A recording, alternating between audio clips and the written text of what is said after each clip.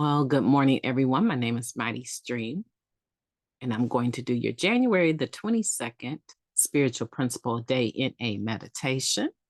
Hope you're having a beautiful morning. You can reach me at recoveryofhope21@gmail.com. Over the weekend, I heard from a few of you, and I just want to say thank you. Always enjoy talking to people. Okay, the title of the meditation is Serenity Brings Clarity. Okay. Serenity doesn't mean that we don't experience dramatic events. It gives us the clarity of mind to go through them. Living Clean, Chapter 7, Living Our Principles. Serenity, a permanent state of peacefulness, contentment, and awe. Those of us with time clean float around on a spiritual plane that newcomers can aspire to and will achieve through doing exactly what's suggested. Shared no member ever. Unfortunately, and not surprisingly, life in recovery doesn't work like that because life will keep showing up. We experience some thrilling moments as well as those that are terrifying, joyful, and sorrowful, and plenty of unexciting times in between when things are just fine. Yet the drama in our head continues. But there is good news on the horizon. We can deal with life because no matter what arises, we have learned collectively that we can get through anything, and practicing serenity can help. Practicing serenity is acting with intention to get to a place of equanimity where we can contain ourselves enough to keep perspective, show our gratitude, and act with care and thoughtfulness. Sometimes it's about standing still when our mind is running. Other times it's about keeping our mind still when everything around us is spinning. It can be as simple as breathing. Serenity gives us time and space through extreme highs and lows. It can be the calm in the eye of the addict brain hurricane. But it's not always about peacefulness. Sometimes it's about authenticity, about feeling how we feel and being okay with that. Serenity is a tool for clarity.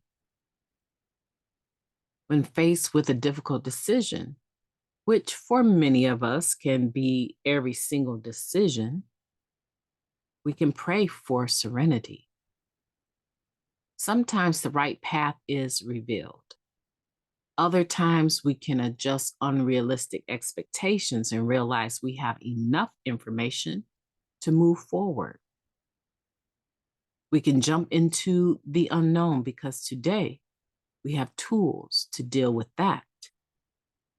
Where can I stop, breathe, and look for clarity during my day? Where can I take a moment to feel what I'm feeling and know I'm okay? Let's take a moment of silence followed by the we version of the Serenity prayer, please. Moment of silence now.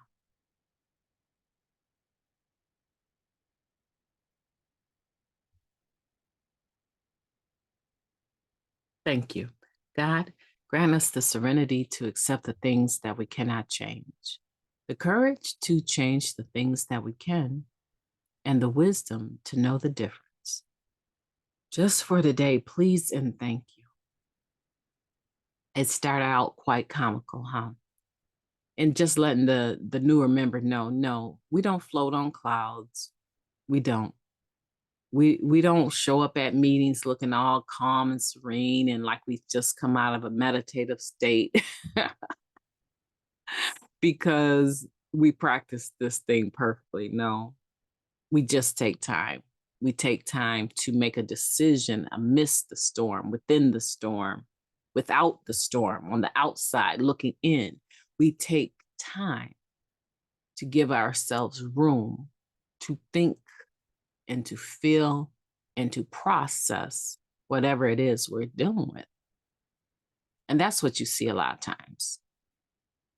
Sometimes you just see the look of appreciation and gratitude that a person actually just made it to the meeting clean, that they made it to a meeting regardless to what was going on around them. They made it and they're there. And sometimes it's just relief to get out the car and get into your seat and be sitting ready. Matter of fact, to be on time enough where you might be even asked to do one of the readings. I've been to some meetings where it's a big deal to get a reading. They place them on the table, and wherever it's placed is where it's expected to stay. And the person that sits in that seat gets that reading. Then I've had it where there's just been stacks of them waiting for someone to come in first and say, I like to read. And then there's those pitiful moments where no one wants to read, or there's not enough people to read each reading individually, and the chairperson has to read 2 or 3 of them. I've been in all of those meetings, but the value and the appreciation and the gratitude that you see on some individuals' face when they come into the meeting, that you think is just such peacefulness and serenity and all that good stuff, is just gratitude that they made it. No matter what they didn't use, they made it. They're in a safe zone, safe environment, hopefully, where the secretary and the chair actually do maintain the atmosphere of recovery. Yeah, it's a beautiful thing to have serenity, and serenity can bring clarity. Serenity is a spiritual principle. I think that's what I want to make sure you understand today, is that serenity is a spiritual principle, much like goodwill, much like love, much like honesty, open-mindedness, willingness. They are presenting serenity in its true essence. Because it's a spiritual principle, a lot of times you can't necessarily hold it in your hand and say, oh, I have serenity, but it shows whether or not you have it. People ask me all the time, you sound so calm, you look so calm, and everyone knows your family just took a dive, like there's been a major hit to your family. The public knows about this, but you seem to be so peaceful and calm. Make no mistake, make no mistake. It's a process of my 11th step. I just have to tell you the truth. That's exactly what it is. It's living my 11th step, right? Maintaining this conscious contact with the God of my understanding through prayer and meditation. Yeah. And that's how I do it. And so I'm very happy to see this meditation today, because this is something that I think is a 5-star. This is something that is worth bending the page back a little bit and saying, reread. Right on there, reread. When stressed out, reread. So that you can come back to it. Or just mark it or save it. You can make a playlist of all of these podcasts that I do with the meditations that mean something to you. You can make a building playlist on YouTube, and it would always be available to just listen to them on the way to work or whatever you're doing when you're cleaning the house. This is one of those things I appreciate, because with the spiritual principle of serenity, I wish you could see me right now, like I'm leaning into the microphone, like I'm having a one-on-one conversation with it. I am excited about this meditation. This is a spiritual principle that can manifest itself and show up in different degrees or different levels in different ways based on the situation. See, I want you to look at this particular paragraph right here. I want you to take another look at that, and I want you to reread that. Practicing serenity is acting with intention to get to a place of equanimity, right? Equality, in other words, where You're able to process different situations and keep the balance between them, the equalness or the unrippled effect of them in perspective. You're able to right size situations. This is my definition. Webster might not say that, but you're able to um, keep things in perspective, show gratitude, act with care and thoughtfulness, no matter what is going on around you. Right? It's an equalizer. Serenity is an equalizer. It balances things out so that you can ride that tide and it not even feel like there's a tide, right? You're able, it's being able to sit in a situation that's not comfortable and not allow it to rock your boat.